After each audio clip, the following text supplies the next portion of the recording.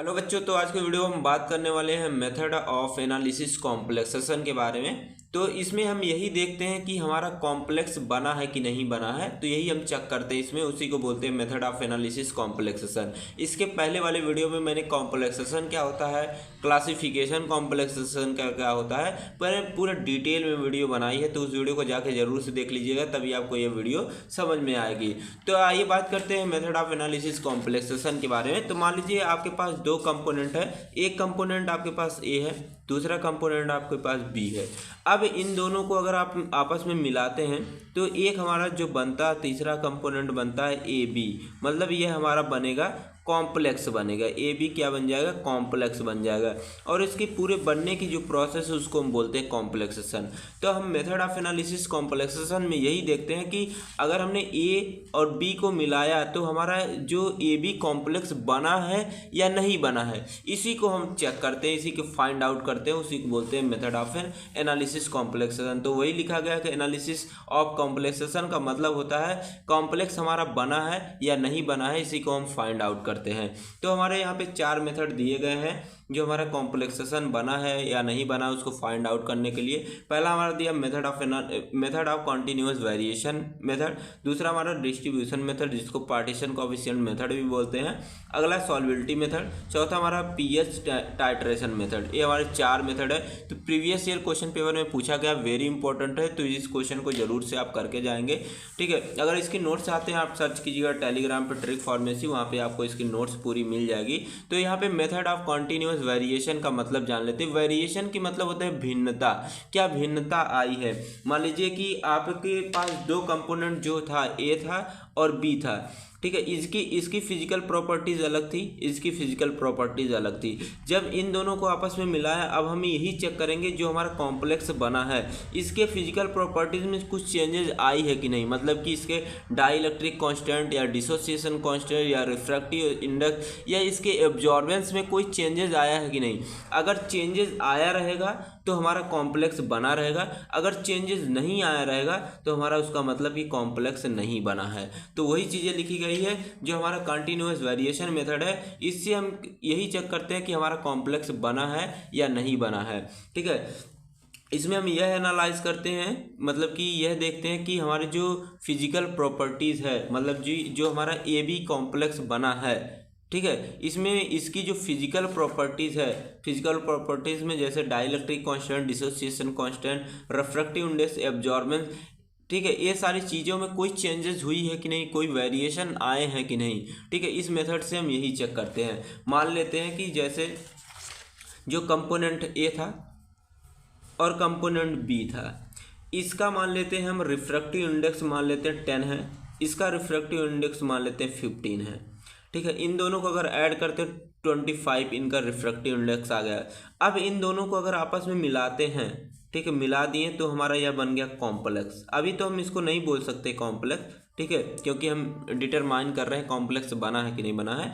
तो अब देखेंगे कि हमारा ये जो ए बी बना है, ए बी जो हमारा कंपाउंड बना है, इसका जो फिजिकल प्रॉपर्टीज में जो रिफ्रैक्टिव इंडेक्स 25 ही रह गया कि इसमें कोई चेंजेज आया। मान लीजिए अगर चेंजेज आया, मान लीजिए 30 आ गया, 35 आ गया, अगर चेंजेस आया रहेगा तो मतलब इसका मतलब कॉम्प्लेक्स बना है, अगर चेंजेस नहीं आएगा तो इसका मतलब कॉम्प्लेक्स नहीं बनेगा।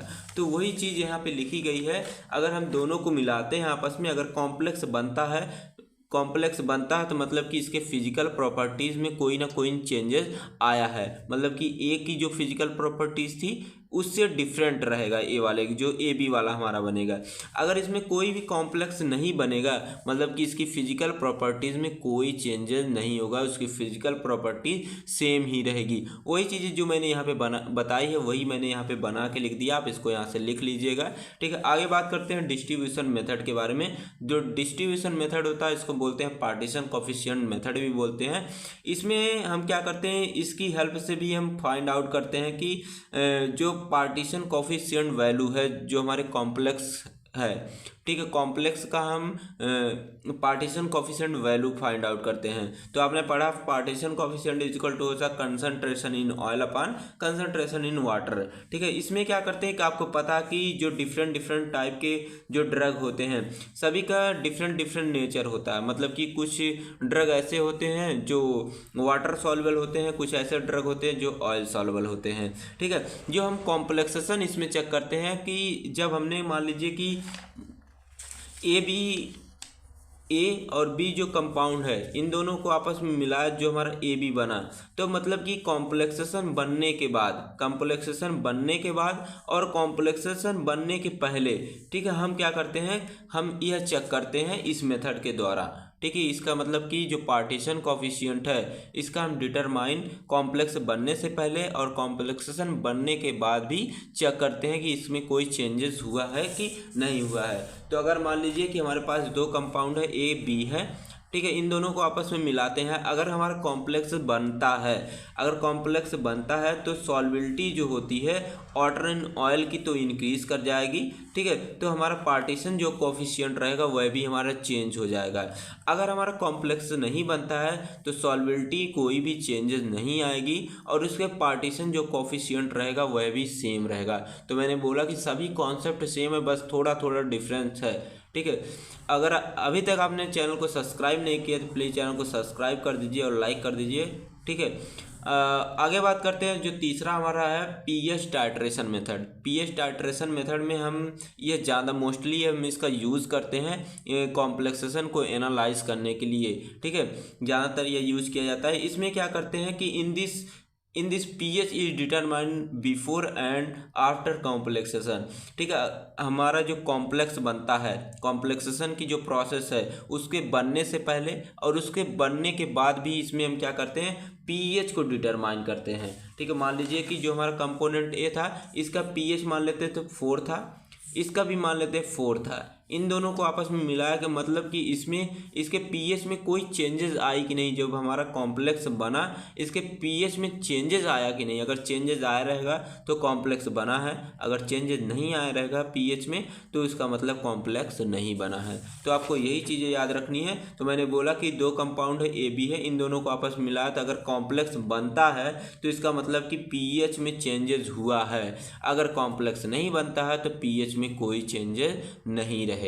ठीक है, आगे बात करते हैं। हमारा जो यहाँ पे दिया गया है, जैसे हमारा ग्लाइसिन है, ग्लाइसिन को हम कॉपर के साथ मिक्स करते हैं। तो आपको पता है जो ग्लाइसिन होता है, ग्लाइसिन जो होता है ये हमारा बेसिक नेचर का होता है।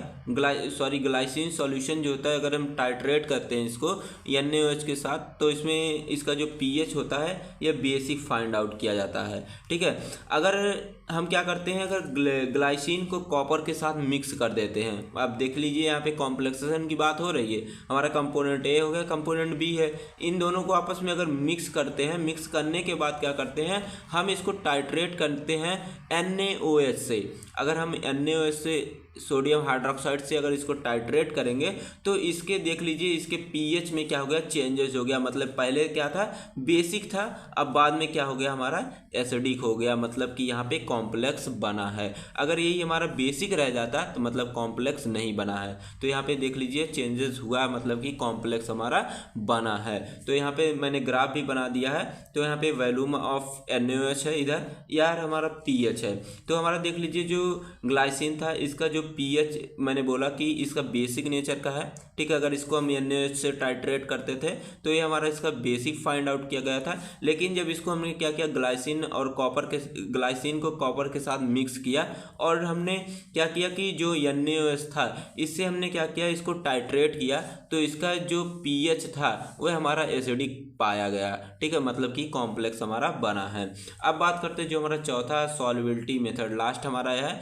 सॉल्युबिलिटी मेथड से भी हम क्या करते हैं, कॉम्प्लेक्सेशन हमारा बना है या नहीं बना है उसको डिटरमाइन करते हैं। ठीक है, मान लीजिए कि हमारे पास कंपोनेंट ए है, कंपोनेंट बी है, इन दोनों को अगर आपस में मिक्स करते हैं तो अगर हमारा कॉम्प्लेक्स बनता है, ठीक है, कॉम्प्लेक्स बनेगा तो मतलब कि इसकी सॉल्युबिलिटी में कोई ना कोई चेंजेस आएगी। ठीक है, मतलब कि या तो सॉल्बिलिटी बढ़ेगी ही या तो सॉल्बिलिटी डिक्रीज ही होगी। तो वही लिखा गया कि कंपोनेंट ए बी को हमने मिलाया, अगर हमारा कॉम्प्लेक्स बनता है तो सॉल्बिलिटी में चेंजेस होगी, मतलब कि सॉल्बिलिटी या तो बढ़ेगी या तो घटेगी। अगर कॉम्प्लेक्स नहीं बना तो सॉल्बिलिटी में कोई भी चेंजेस नहीं आएगी। जैसे एग्जांपल हमारा पाबा है, पैरा इम्यूनो बेंजोइक एसिड और प्लस कैफीन, ठीक है, इन दोनों को अगर मिक्स करते हैं आपस में तो हमारा जो कॉम्प्लेक्स बनता है वो हमारा पाबा कैफीन कॉम्प्लेक्स बनता है। ठीक है, तो इस वीडियो में इतना था। वीडियो कैसी लगी आप कमेंट बॉक्स में ज़रूर से बताइएगा। मिलते हैं नेक्स्ट वीडियो में।